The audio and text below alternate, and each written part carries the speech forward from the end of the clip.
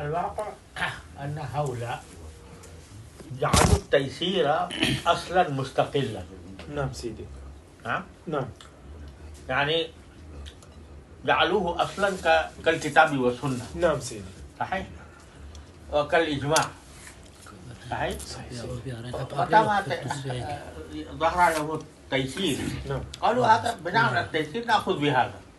ولو كان قولا شاذا، ولو كان قولا يعني مطروحا من قبل الأئمة الكبار، وهذا لا نقبله.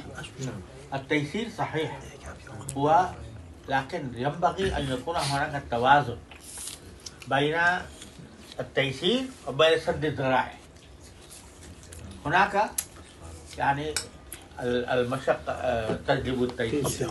هو أصل. هو أصل، نعم، ولكن في نفس الوقت سد الذرائع أصل آخر.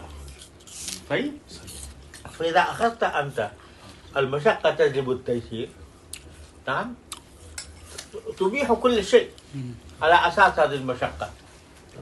نعم. الآن يعني مثلا فشل الربا.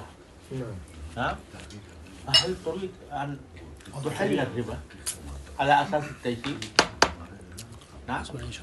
هم أفتوا بأنه يجوز للمسلمين في المتوطنين أو المقيمين في البلاد الغربية نعم. يجوز أن يشتروا المساكن على أساس الربا. أنا كتبت سيدي. طيب، فالتيسير هو دائما طالع. نعم سيدي. صحيح أن الله سبحانه وتعالى يقول ما جعل عليكم من دين في الدين من حرج. نعم. نعم سيدي. وكذلك قال رسول الله صلى الله عليه وسلم يسروا ولا تعسروا. ولكن التيسير هو تابع للقرآن والسنة ولإجماع الصحابة. فإذا كان هناك قول شاذ، لو أخذت بالأقوال الشاذة، نعم، يقول الإمام بكير بن الجراح يقول لو أخذت بقول أبي حنيفة في النبيذ وبقول مالك في أكل الكلاب، نعم، كنت شر الناس. صحيح. فنحن نأخذ بالتيسير حسب الأصول التي قررها الأئمة الكبار. شكرا سيدي. أما نأخذ التيسير في كل شيء،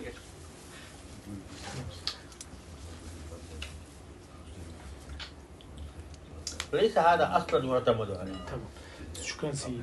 وأنا أيضا كتبت سيدي الموضوع شراء البيوت بنقود بقروض ربوي. أنا رأيت أنك لا تبيح لهم سيدي، وهم يبيحون بسبب الضرورة.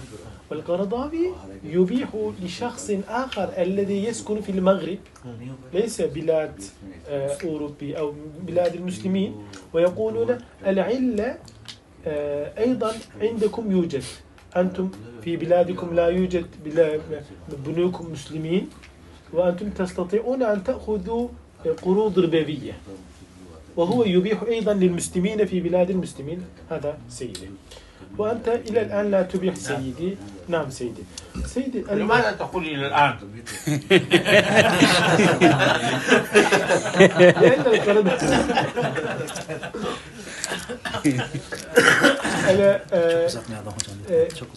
تمام. كأنك تأمل مني شيئا. لا، استغفر الله. لأني أنا أكتب سيدي أقرب شيء إليكم سيدي. أنت كتبت هذه الكتب قبل 20 سنة سيدي، وأنا أريد أن أفهم منك أشياء الجديدة الذي فيكم سيدي. الشيء الثاني سيدي، لا تقل إلى تمام سيدي. إلى الآن. تمام سيدي. إذا كان موضوع الربا، موضوع القمار، موضوع المحرمات الشرعية القطعية، فهي ليس إلى الآن وإلى الغد وإلى الأمس والغد، ليس في أمس ولا غد. نعم سيدي. طيب. فنحن متبعون. نعم. لسنا مجتهدين مثل أولئك المجتهدين الذين بذلوا نفوسهم ومهجهم أرباحهم وأوقاتهم ونهارهم وليلهم، سهروا من أجل ذلك، ليس للتيسير بل للوصول إلى رضا الله سبحانه وتعالى، للوصول إلى الحق. نعم. الآن المشكلة أن الاجتهاد الآن يظلم الناس، أن الاجتهاد هو الذي ييسر لك شيئا، أما إذا كان الاجتهاد يحرم شيئا لا يفهمون أنه اجتهاد. نعم. هل قال أحد من الناس أن رخصة السفر، رخصة القصر في السفر كانت في ذلك الزمان الذي كان فيه السفر على الحصان والرواحل والنوق والصحاري والقفار والجبال وما إلى ذلك. أما الآن أنت تطير من هنا في ساعة وتصل بعد ساعة إلى محل آخر، فينبغي أن بتغير الزمان ينبغي أن يكون القصر غير جائز في هذه الحالات. هل قال أحد ذلك؟ نعم؟ هل قال أحد ذلك؟ لا. ما قال. لماذا؟ لأنه يقول الاجتهاد هو الذي ييسر لا يعسر. أي؟ مع أن العلة موجودة، الحكمة السفر، حكمة القصر في السفر. لو كان عكس ذلك يعني كان الإتمام في السفر واجبا.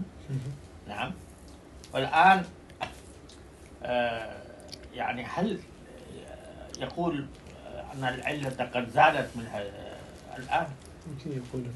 طيب، فهم يعني زوال العلة وتغير الزمان إنما يؤثر عندهم إلى جلب تيسير، أما إذا جلب مشقة فلا. شكرا سيدي. وأما المجتهدون القدامى لم يلتفتوا إلى ما هو أيسر وما هو أعسر، إنما التفتوا إلى أدلة القرآن والسنة التهدينا إلى الحلة والحرمة. ليس من أننا نريد أن نيسر للناس ونفتي بالحلة، ليس لنا أن نغلق الأبواب على الناس ونفتي بالحرمة، لا، الأصل الوصول إلى رضا الله سبحانه وتعالى وإلى الحق الذي جاء عن طريق نبي الكريم صلى الله عليه وسلم. نعم. المشكلة الآن أن يعني بدلا من النظر في الأدلة يعني رجل يعني محايد تماما لا يوجد، إنما ينظرون يعني يفكرون في موضوع التيسير ثم يلتمسون له الحلول أو الأدلة. نعم. ينبغي أن تكون الأدلة هي التي تهدي